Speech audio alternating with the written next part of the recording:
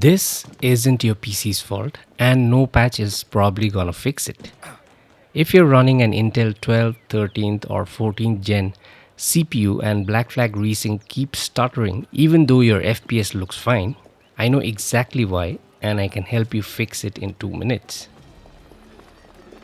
Here's the fix: disable hyperthreading in your BIOS. That's it, one setting. Quick note on who this actually affects. This is specifically an Intel 12th, 13th and 14th gen issue.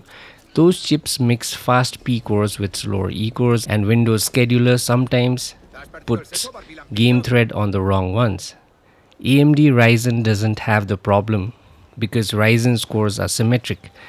So there's no P core E core decision to get wrong.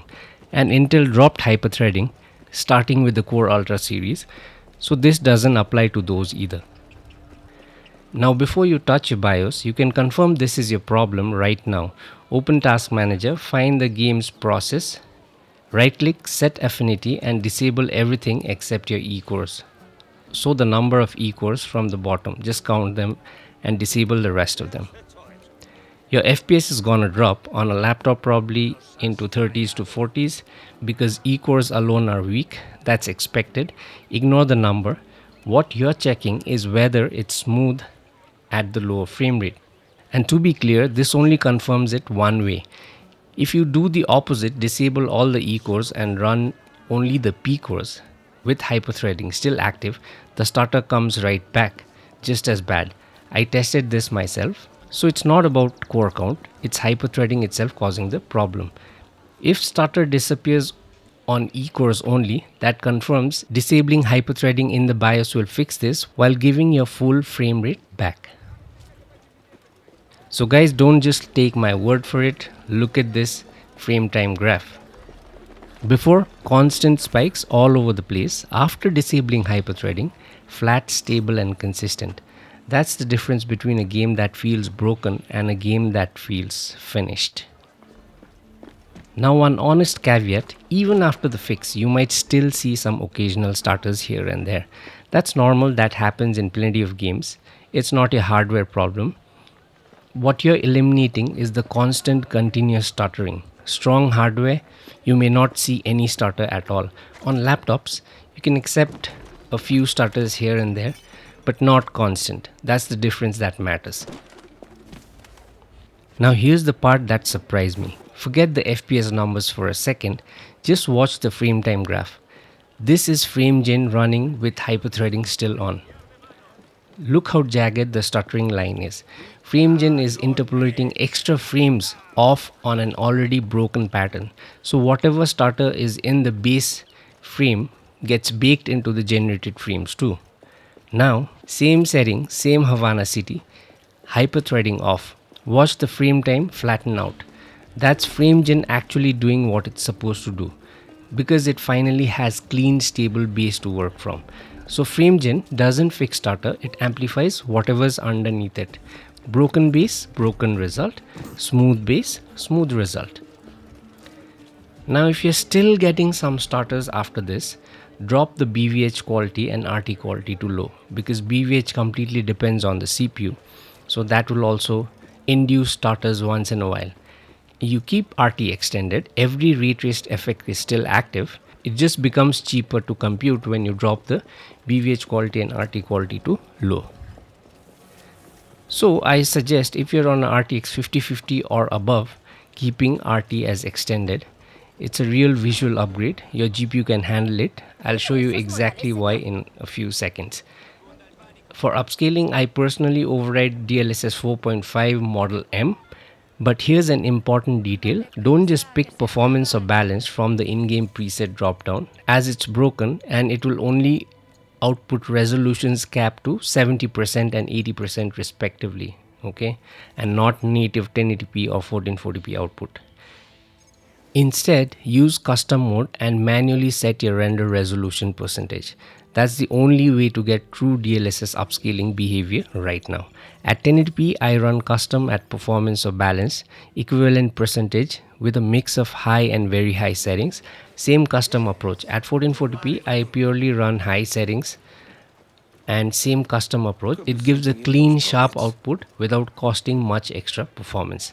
Now, if you're on a weaker or older laptop, especially the RTX 20 or 30 series, skip Model M entirely and use Model Key instead. That's not a downgrade, it's actually the better performing option on the hardware. Since Model M and L rely heavily on FP8, and that is not supported by those older cards. So pair whichever model fits your GPU and FrameGen 2X once hyperthreading is disabled, and the game runs really well. So why RT extended specifically? Let's have a look at that side by side. Okay.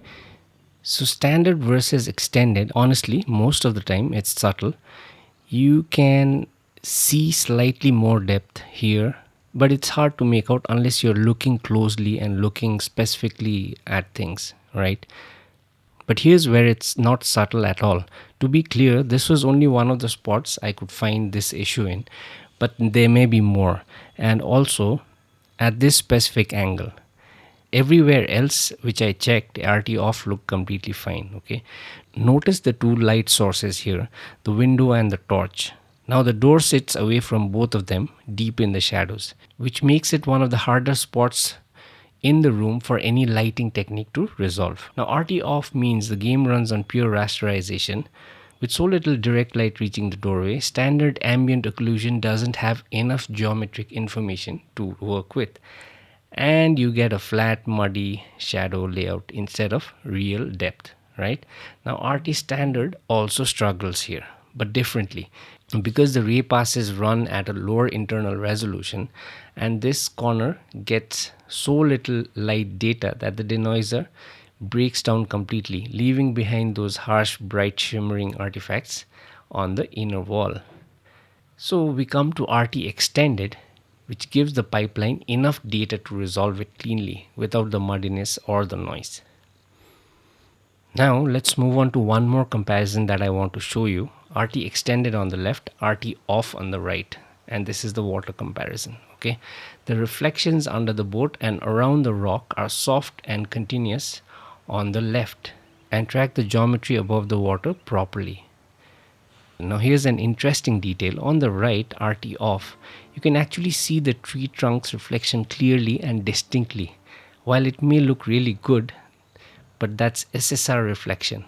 Remember, that's because SSR only reflects what's currently on your screen, and in the frame the trunk is clearly visible. So that's all it reflects, clean and in isolation. On the left, RT extended, the trunk reflection is less distinct because RT is tracing the entire tree, leaves including even the parts that are above the screen off the camera, right? So you're seeing the whole tree's reflections blending together, not just an isolated trunk.